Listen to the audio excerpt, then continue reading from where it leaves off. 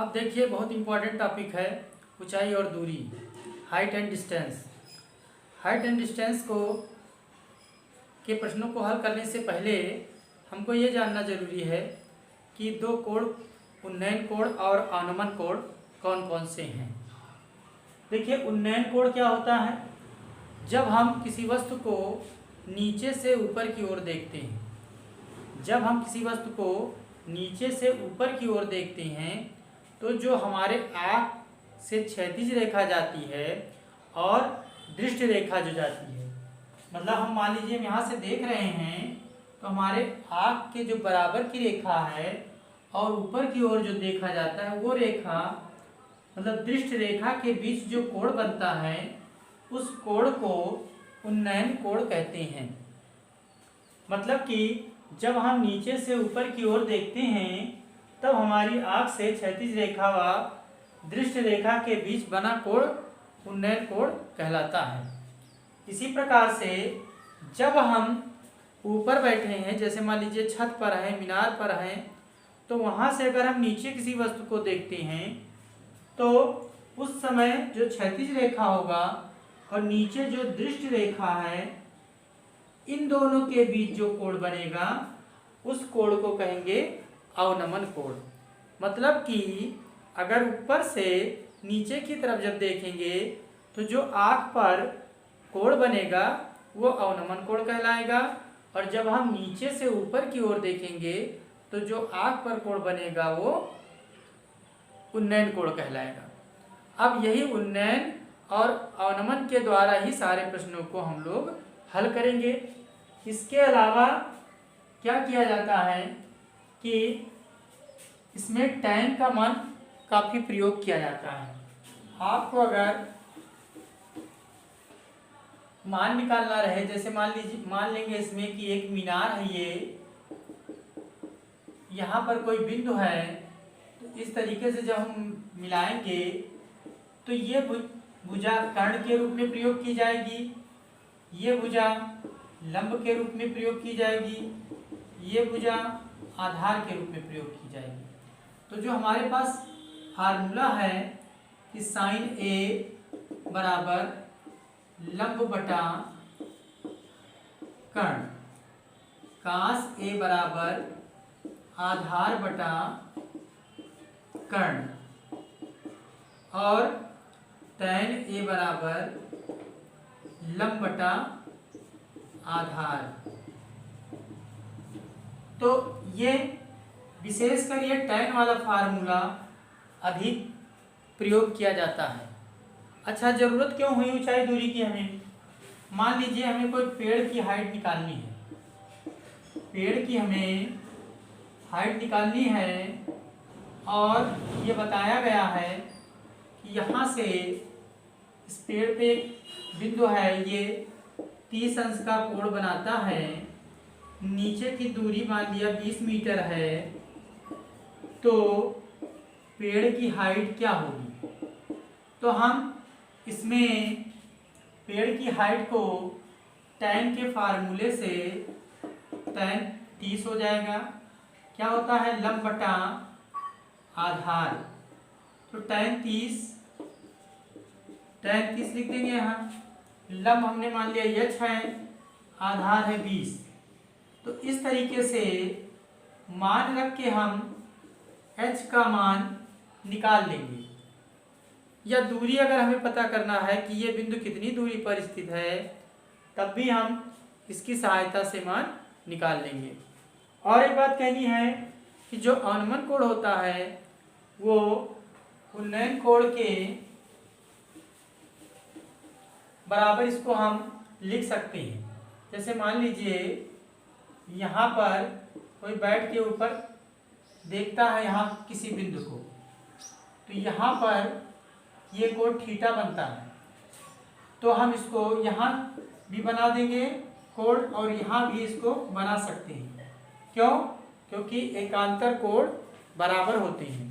ये रेखा इस रेखा के समांतर है, इस टाइप का जेड बन रहा है, तो ये कोण अगर थीटा होगा तो ये कोण भी थीटा होगा। तो हम अवनमन कोण को उन्नयन कोण के रूप में प्रयोग करेंगे। अब आगे कुछ प्रश्नों को हल करते हैं। अब देखिए क्वेश्चन लिखा है, ऊर्ध्वाधर मीनार के क्षैतिज आधार से 10 मीटर दूरी पर स्थित एक बिंदु पर मीनार की चोटी का उन्नयन कोण 60 अंश है। मीनार की ऊंचाई बताइए।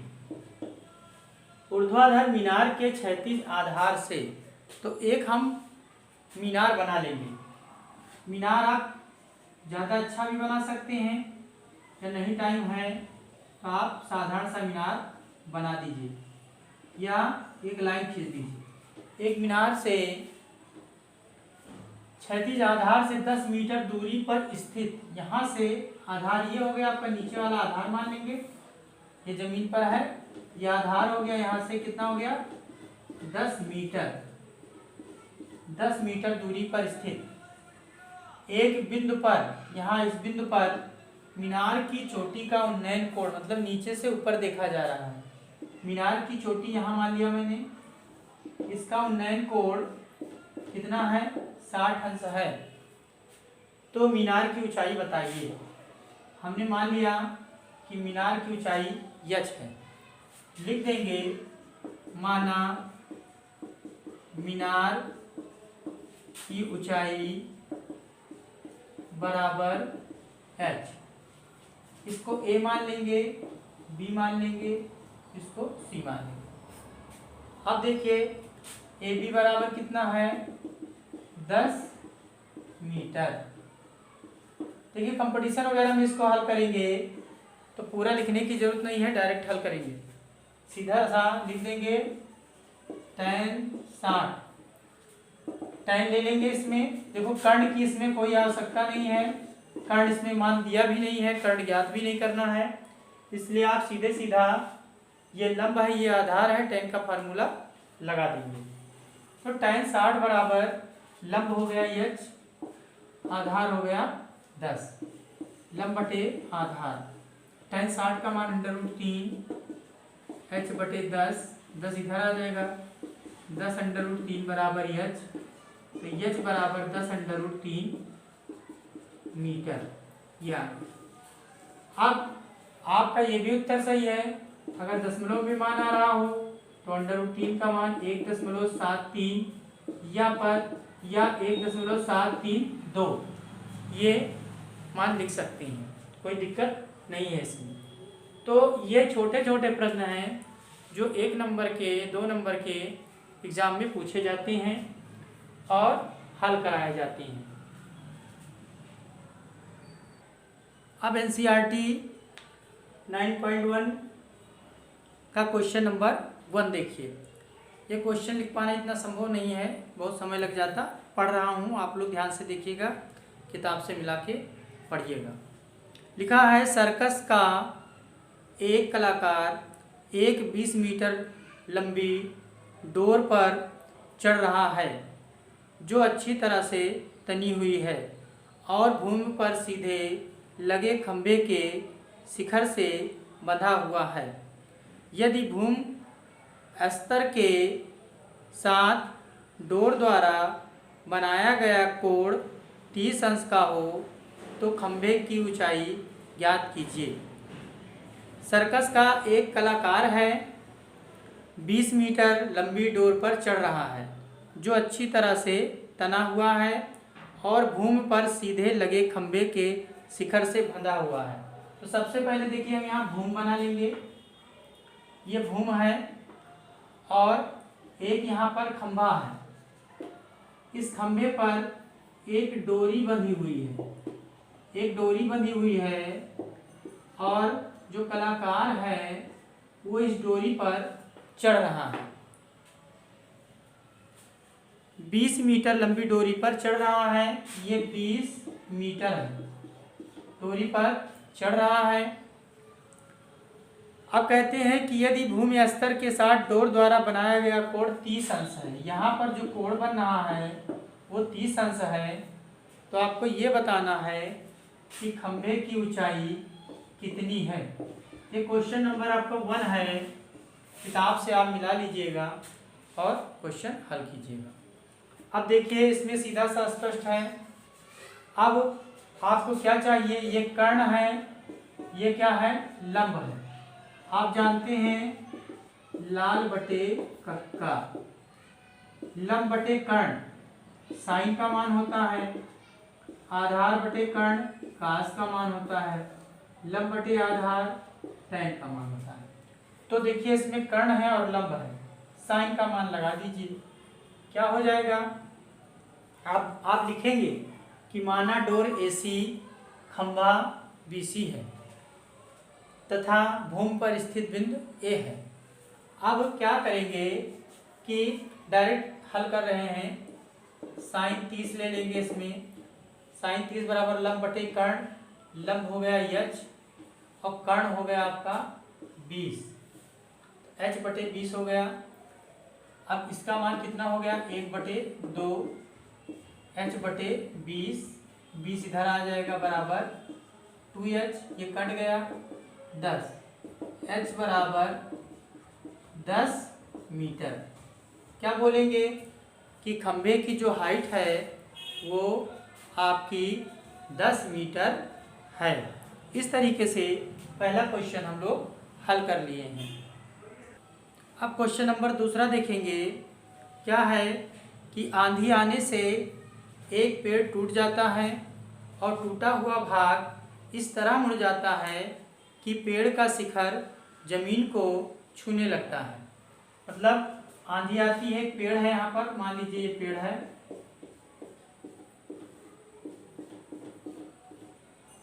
पेड़ है ये, आंधी आती है, ये पेड़ टूट जाता है, टूट करके इस तरीके से ये जाके जमीन पे लग जाता है। फिर से पढ़ रहा हूँ, आंधी आने से एक पेड़ टूट जाता है और टूटा हुआ भाग इस तरह मुड़ जाता है कि पेड़ का शिखर जमीन को छूने लगता है और इसके साथ 30 अंश का कोण बनाता है, 30 अंश का कोण ये बनाने लगता है। पेड़ के आधार मतलब पाद बिंदु की दूरी जहाँ पेड़ का शिखर जमीन को छूता है 8 मीटर है। यहाँ ये इतनी दूरी पर ये छूता है कि ये दूरी जो है वो आपकी कितनी है, 8 मीटर है। तो आपको क्या बताना है, पेड़ की ऊंचाई बताना है। अब यहाँ मान लेंगे A, B और ये हो गया C और ये क्या था A। मान लीजिए कि A गिर के आया, यहाँ पर लग गया। अब A' इसको मान लेते हैं, A' आकर के गिरा और यहाँ पर ये लग गया। अब ये बताइए जो पेड़ है, पेड़ की ऊंचाई दो पार्ट में है। एक तो ये H1 है, ये कितना पार्ट हुआ, और ये ऊपर का पार्ट हुआ H2, ये ऊपर वाला जो टूटा, दो पार्ट में ये पेड़ है। तो अब आपको आधार है आपके पास और कर्ण भी निकालना है, H2 भी निकालना है और H1 भी निकालना है। तो आधार और कर्ण का जो सूत्र बनना है उसको भी लेंगे और क्या करेंगे, लंब और आधार का भी सूत्र ले सकते हैं। तो क्या बोलेंगे कि माना टूटा हुआ पार्ट AC A जा करके A बिंदु पर लग गया है। अब हम क्या करेंगे, इसमें सबसे पहले ले लेंगे, इसमें ये बना हुआ है आपका, तो हम ले लेंगे इसमें, ये क्या है, आधार है, ये क्या है, कर्ण है। तो आधार बटे कर्ण क्या होता है, cos 30 बराबर आधार हो गया AB बटे AC, आधार बटे कर्ण। आधार क्या है 8, कर्ण क्या है H2। ये भाग टूट करके यहाँ लगा है।